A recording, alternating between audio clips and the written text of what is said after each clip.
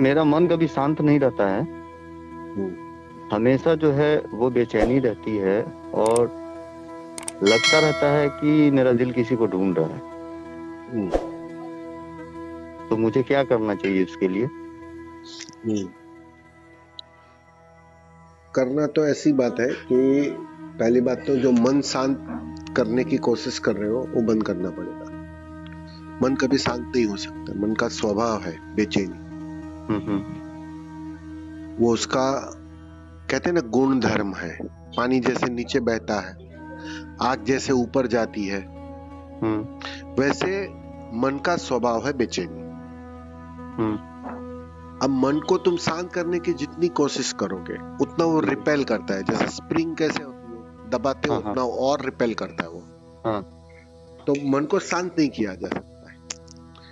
मन को जो ऊर्जा मिल रही है, जो ताकत मिल रही है, उसको तुम डाइवर्ट करो। अच्छा।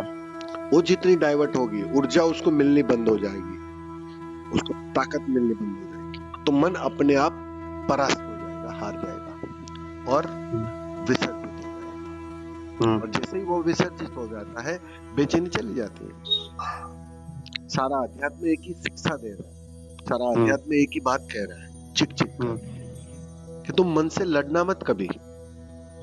मन से लड़ोगे तो तुम ही हारोगे। तुम कहीं और, तुम्हारी ऊर्जा कहीं और। बस वो जैसे ही उस तरफ ऊर्ध्वगामी हो जाती है, ऊपर की ओर बहने लगती है, मन कमजोर होने लगता है, मन की ताकत कमजोर होने लगती है और तुम बलवान होने लगते हो। और फिर जितनी मन की ताकत कम हो जाती है, मन एक दिन तुम्हारा गुलाम हो जाता है। अभी मालिक बने बैठा है, बस वो मालकियत के कारण तुम दुखी हो, मालकियत के कारण तुम बेचैन हो। एक दिन मन तुम्हारा गुलाम हो जाएगा। गुलाम का अर्थ इतना ही है कि मन अब इंटरफियर नहीं करेगा। तुम्हारी सहजता में, तुम्हारी समाधि में, तुम्हारे प्रेम में मन का कोई स्थान नहीं है। मन है तो इन सब में दुविधा है, बेचैनी। तो पहली बात तो मन को शांत नहीं किया। अच्छा। इस दौड़ में लगना ही मत कर। अच्छा। या क्योंकि वो गलत दौड़ है जहां तुम्हें कभी उपलब्धि हो, कहते हैं ना मृग मरीचिका है, वो कभी उपलब्ध होगा ही नहीं। कोई महिला मित्र या कोई महिला मतलब अच्छे से बात उससे शुरू होती है तो मन जो है उसे पाने की कोशिश करने लगता है। वही ना, मन और सेक्स की अनुभूति जो है वो दिनों दिन बढ़ती जाती है। शादीशुदा हो? हाँ। क्या एज क्या है आपकी? मेरी एज होगी नियर अबाउट 38 to 40। ओके। देखो ये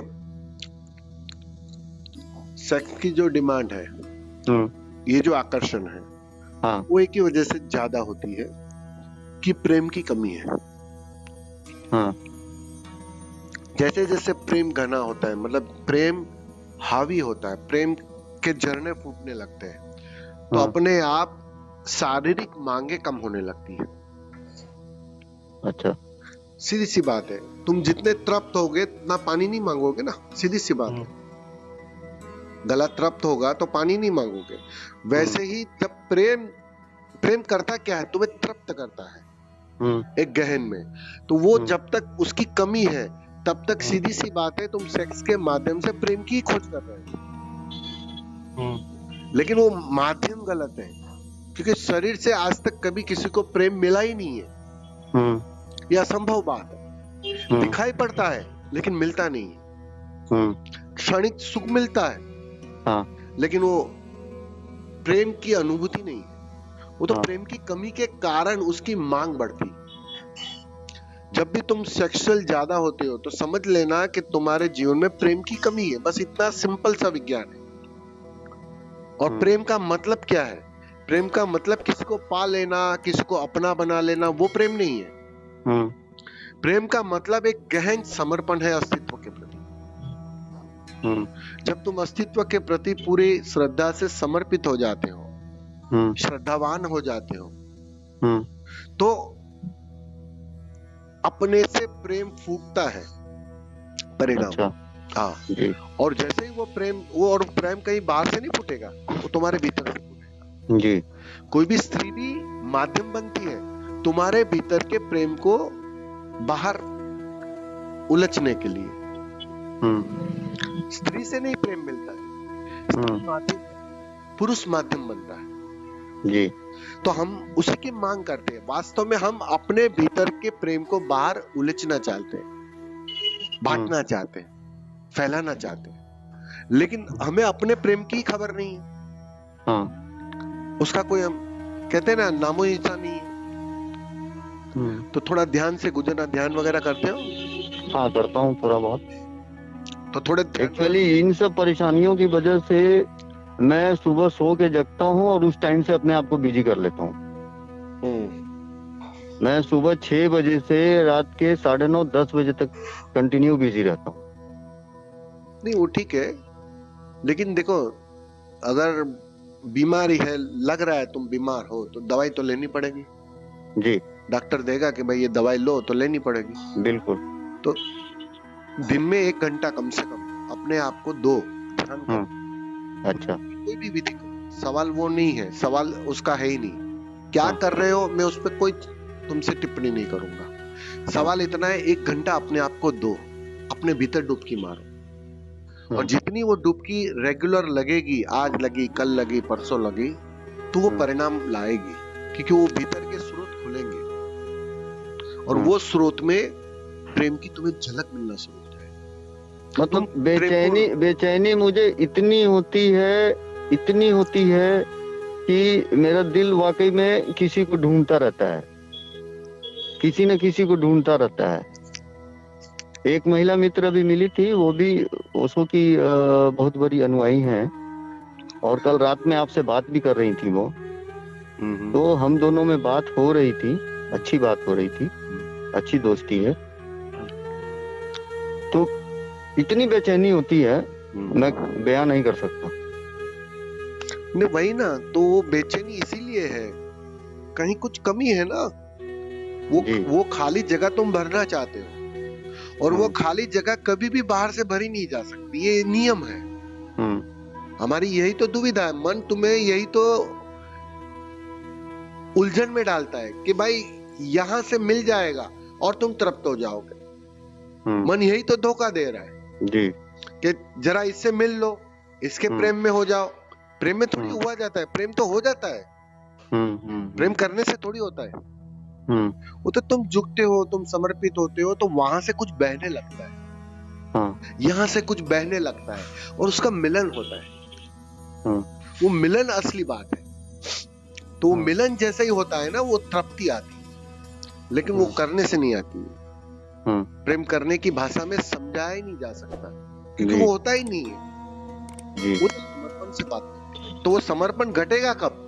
वो समर्पण घटेगा तुम्हारे ध्यान के पूरे होते। तुम्हारा ध्यान का परिणाम है वो। ठीक से ध्यान में उतरोगे, रोज करोगे, प्रयोग करोगे, प्रयोग के माध्यम से स्वाद लगेगा ध्यान का। ध्यान का मतलब ये है कि तुम खो गए कुछ पलों के लिए ही सही, तुम मिट गए, तुम्हारा अस्तित्व ना बचा, समय शून्यता आ गई, समय का भी बोध ना रहेगा। वो अवस्था आएगी।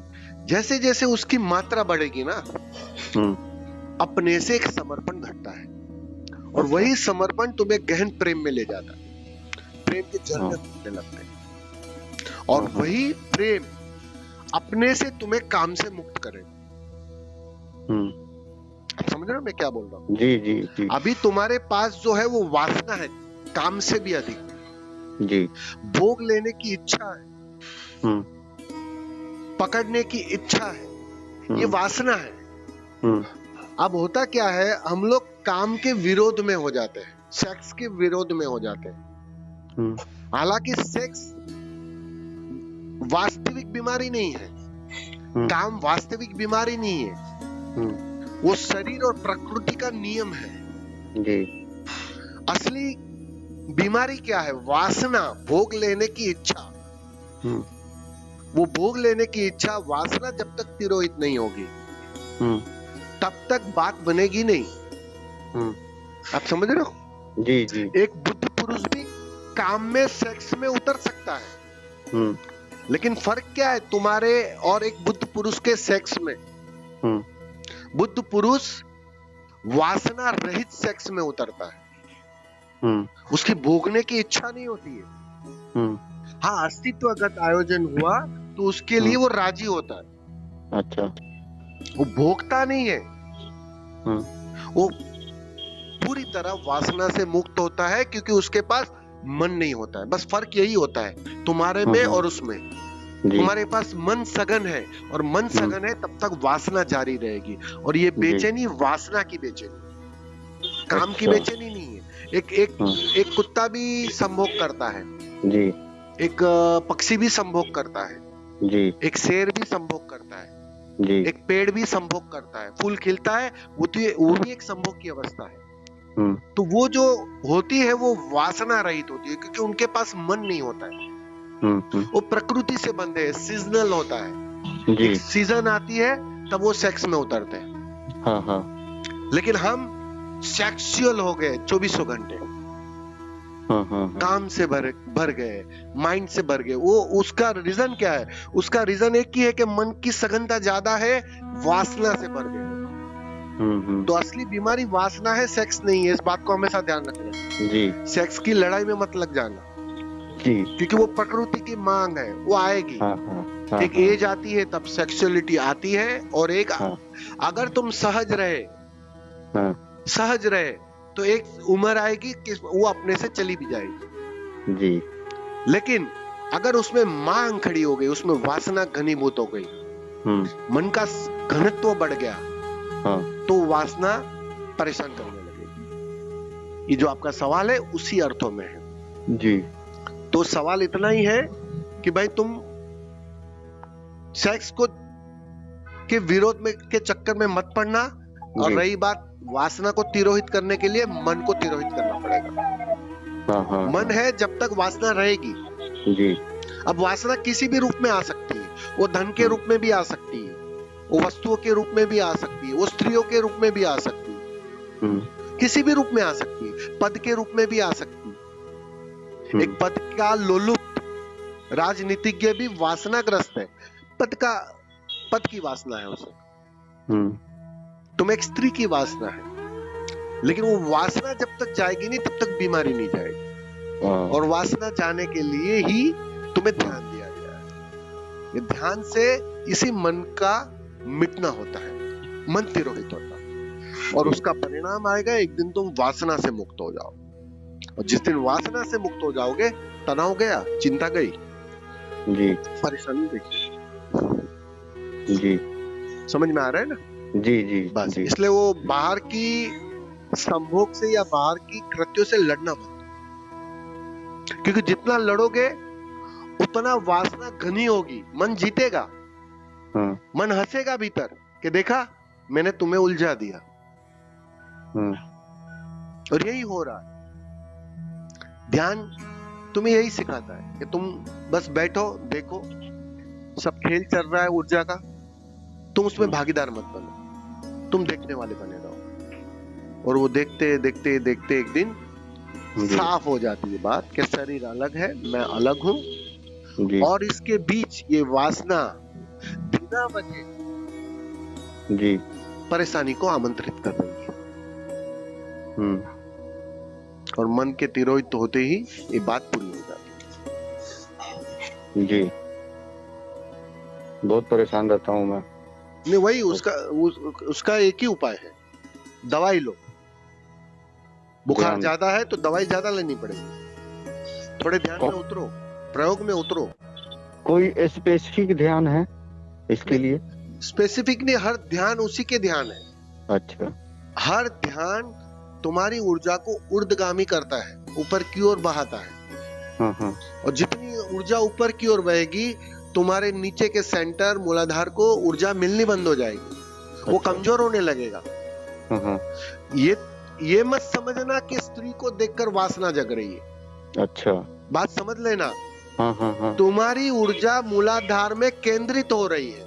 मूलाधार में तुम जी रहे हो, जितना तुम मूलाधार में जी रहे हो स्त्री दिखाई पड़ती है। आप समझ रहे हो? जी स्त्री आकर्षित कर रही है जी। वो मूलाधार की ऊर्जा के कारण। बस तुम उस ऊर्जा को कहीं और बहा दो, उस सहस्त्रार की तरफ, उस जी। आज्ञा चक्र की तरफ, ऊपर की ओर, अर्थात ऊपर की ओर।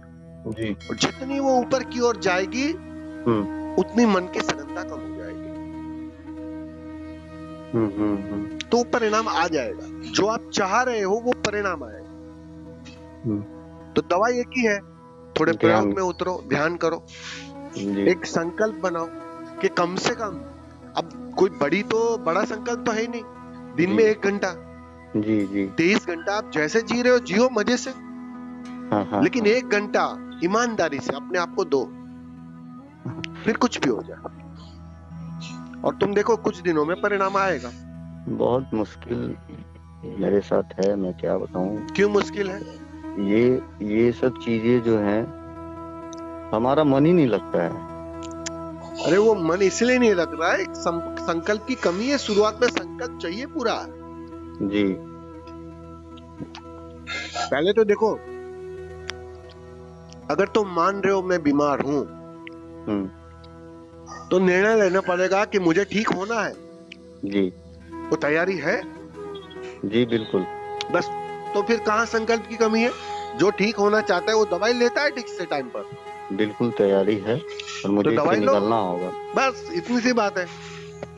इतनी तैयारी तो चाहिए ही ना। इतनी, अगर तुम इतनी भी एफर्ट्स ना लेना चाहो, तुम धन कमाने के लिए तो पूरी एफर्ट्स लेते हो।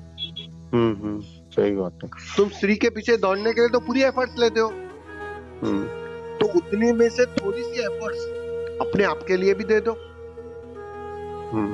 तो उतना संकल्प तो लेना ही पड़ेगा भाई। जी जी। उससे कम तो नहीं चलेगा।